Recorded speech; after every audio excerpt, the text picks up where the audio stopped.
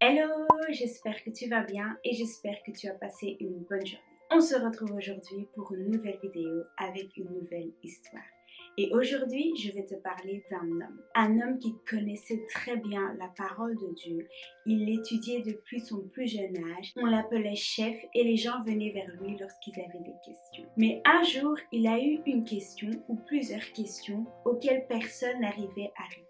Mais il y avait une seule personne qui avait la réponse à ces questions. Alors il est parti la nuit pour trouver justement cette personne. Aujourd'hui, je vais te raconter l'histoire de Nicodème. Alors mets-toi bien confortablement parce que c'est l'heure de l'histoire.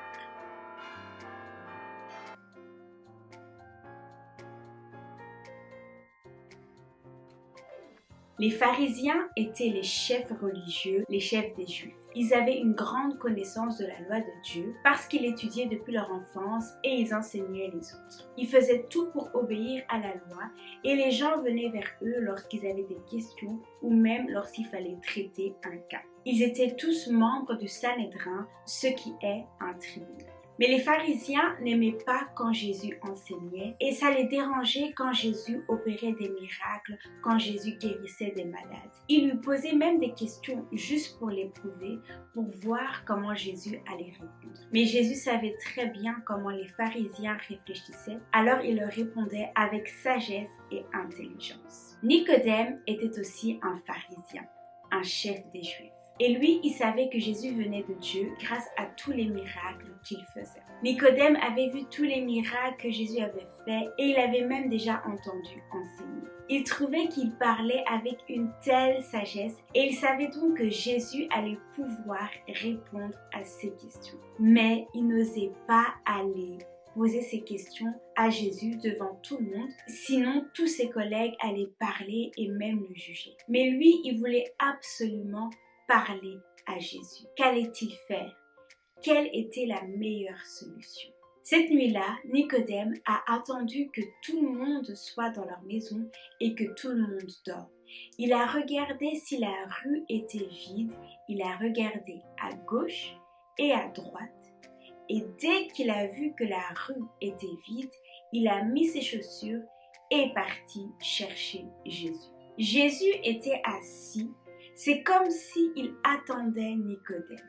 Et dès qu'il a vu Nicodème, c'était comme s'il le connaissait depuis longtemps.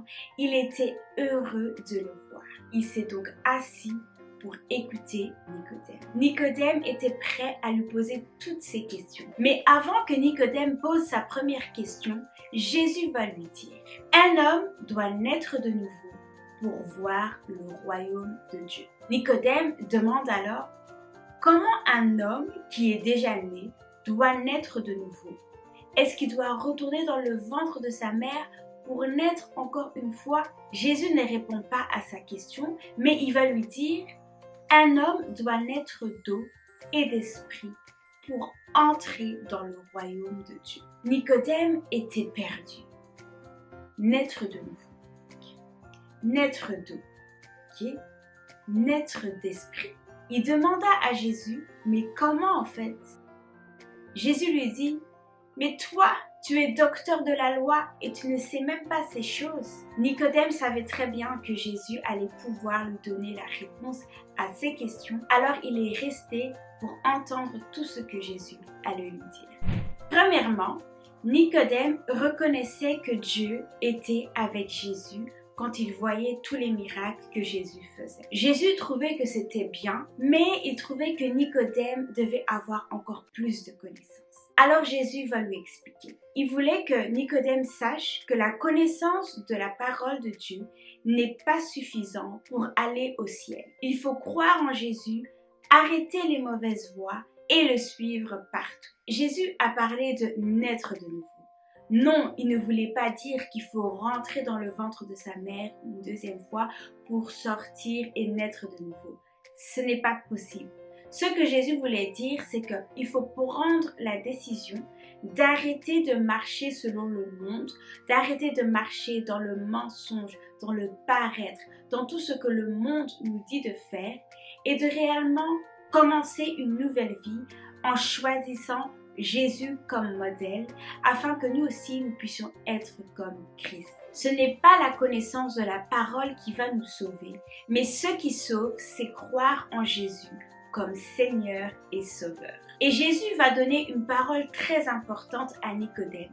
C'est un verset qui est vraiment la base de notre foi, qui se trouve dans Jean 3,16 et qui dit « Car Dieu a tant aimé le monde qu'il a donné son Fils unique afin que quiconque croit en lui ne périsse pas, mais qu'il ait la vie éternelle. » Pour avoir la vie éternelle, pour entrer dans le royaume de Dieu, pour aller au ciel, il faut croire au Fils unique que Dieu nous a envoyé par amour.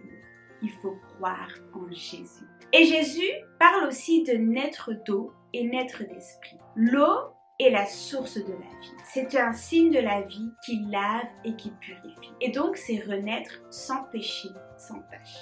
L'esprit, c'est l'esprit de Dieu et ça veut dire qu'on renaît avec l'identité de Dieu en nous. Et là, Jésus parle du baptême d'eau et le baptême d'esprit. Le baptême d'eau, c'est accepter Jésus comme Seigneur et Sauveur, arrêter notre ancienne vie, recommencer une nouvelle vie en ayant Christ comme modèle. Le baptême d'esprit, c'est être rempli du Saint-Esprit comme Dieu nous l'a promis. Et Jésus a répété que c'est en croyant que les gens seront sauvés de leurs péchés. Jésus est venu sur terre comme une lumière, mais malheureusement, le monde ne veut pas de cette lumière parce qu'ils ne veulent pas qu'on puisse voir les mauvaises choses qu'ils font. Mais ceux qui ont accepté la lumière sont sauvés et restaurés. Après cette discussion, Jésus et ses disciples sont partis et ils ont laissé Nicodème. Nicodème se sentait beaucoup mieux. Il avait compris que toute sa vie, il pensait qu'il allait partir d'office au ciel parce qu'il avait une grande connaissance de la parole de Dieu, mais Jésus venait de lui dire que ce n'est pas suffisant. Il devait croire en Jésus, car Jésus est le chemin vers la vie éternelle. À partir de ce jour-là, Nicodème avait changé. Il n'avait plus peur qu'on le voie avec Jésus. Et quelques temps plus tard, on voit même que Nicodème va défendre Jésus alors que ses collègues seront en train de l'accuser. La discussion qu'il avait avec Jésus avait enlevé toute lâcheté et naïveté en lui. Il avait maintenant plus d'assurance et de courage. Nicodème était un homme nouveau. Voilà, c'était l'histoire d'aujourd'hui. J'espère que l'histoire t'a plu et j'espère que tu as pu apprendre de nouvelles choses.